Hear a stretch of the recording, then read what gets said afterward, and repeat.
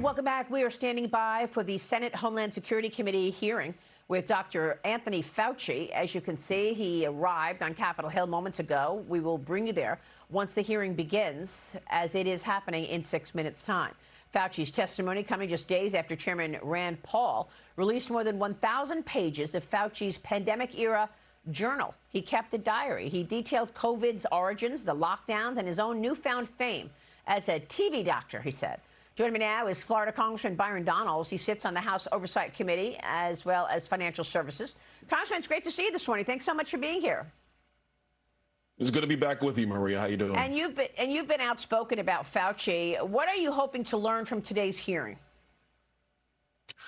First of all, very outspoken against him. He was wrong during the pandemic. He was wrong. And frankly, his protocols led to the death of a lot of people and frankly, to the despair of many more Americans.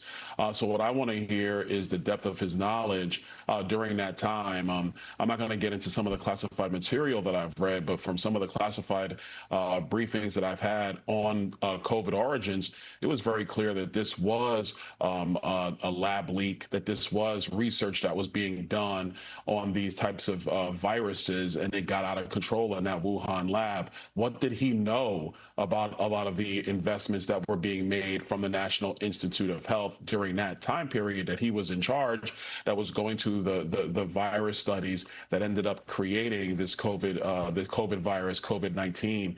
That's what I believe happened, and I want to know what he knew.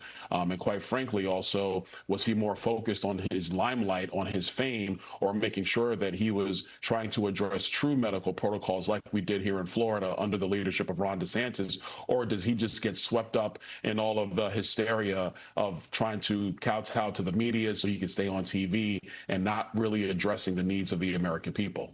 Well, I mean, Senator Rand Paul has told us that Fauci, they have evidence that Fauci destroyed documents, destroyed evidence. And we also understand from Senator Rand Paul that he lied under oath.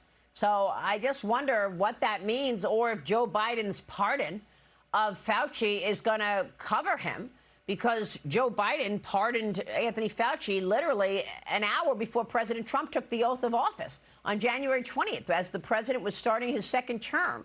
And all of a sudden, I look on my phone and I'm getting this headline that Biden just pardoned Fauci. And the pardon goes back to 2014. Yeah, that's just plain crazy. I'm not sure how you go ahead and execute something like that. The other piece, like we all know today, what Joe Biden are we talking about? Is this a Joe Biden who knew what he was doing, or was this a Joe Biden who couldn't even get the words out of his mouth during that historically horrific presidential debate back in June of 2024? And so there are many questions around that pardon, but even broader questions about the conduct of Anthony Fauci during the height of COVID-19 and the lockdowns that he perpetrated against the American people, that he pushed for against the American people. And, you know, obviously, years later, we now know that the Florida way, led by Ron DeSantis, was the exact way to handle COVID-19, not frankly, the drastic measures and lockdowns that kept kids out of school in some areas for more than 2 years while he was busy doing TV interviews and loving the fame that he was getting from COVID-19. Well, look, let's talk about Florida for a second, because you are running for governor of Florida. The Republican primary now just weeks away, and all the polling puts you as the clear front runner for the GOP nomination. President Trump endorsed you very early for governor. Where will your administration be different from a Governor DeSantis, and where will it be a continuation? Tell us that.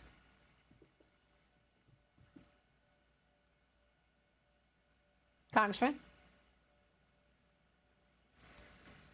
Cheryl Casoni, that's the question, because Floridians know that this is one of the fastest growing states in America. They want it to continue. So we're going to get Byron Donalds' thoughts on how his administration will be different than Ron DeSantis, Cheryl. Well, you know, Maria, what's going to be so interesting when you do get him back is to talk about that affordability issue in Florida, because now whether it's Stephen Ross or it's Ken Griffin or, you know, all of the build-outs, the incredible build-outs we're seeing and the population growth in South Florida, in particular in the Miami-Dade area, the affordability question is really starting to rise, because we're seeing now new data showing us that in some cases it's more expensive to actually live in Florida than in New York City, which I know sounds insane, but that's actually what the data is starting to kind of is to show us. So if you're a police officer or a nurse or a firefighter and you can't afford to live in the city that you serve, whether it's Miami or even the Tampa Bay area, take your pick, I think that that's going to be a great part of the campaign trail. I'm very excited about his campaign, however, and you're right, the polls do show that he is leading in the polls substantially, and I think he's got a great shot. So Congressman, that's the question. President Trump endorsed you early in this race. You are the front runner.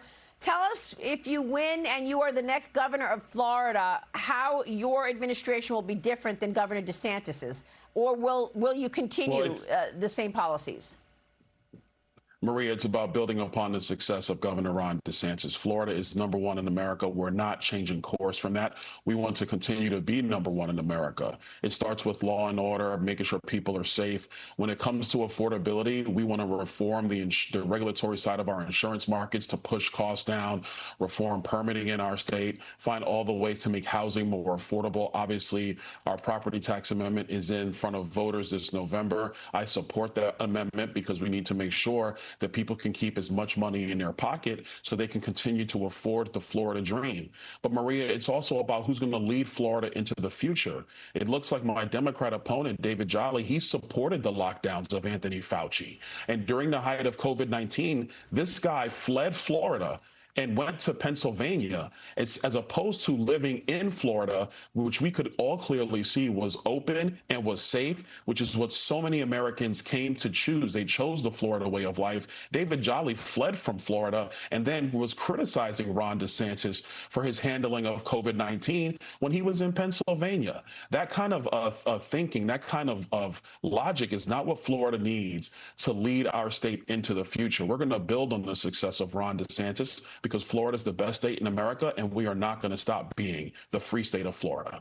Yeah, and we've got so much growth that the question is, can you continue that growth while also keeping things affordable?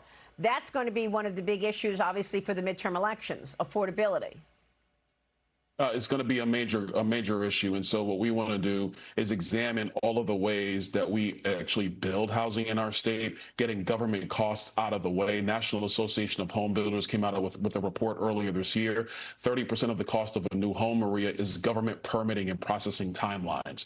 Government has to have restraint on how it impacts construction, whether that's housing, commercial strip centers, residential units, rentals, apartments, and even road infrastructure. If government takes too long to process the permits for you to build the roads that you need, then by the time they're fully constructed, they're already outdated. So we need to modernize those aspects of Florida's government. Like I said earlier, reform our insurance regulatory system to push down costs even further in our state, and build upon the success of Governor DeSantis when it came to tort reform back in 2022. That's the recipe for affordability in our state, and we are going to execute that in year one. Great. We will be watching all of that. Congressman, good to see you this morning. Thank you.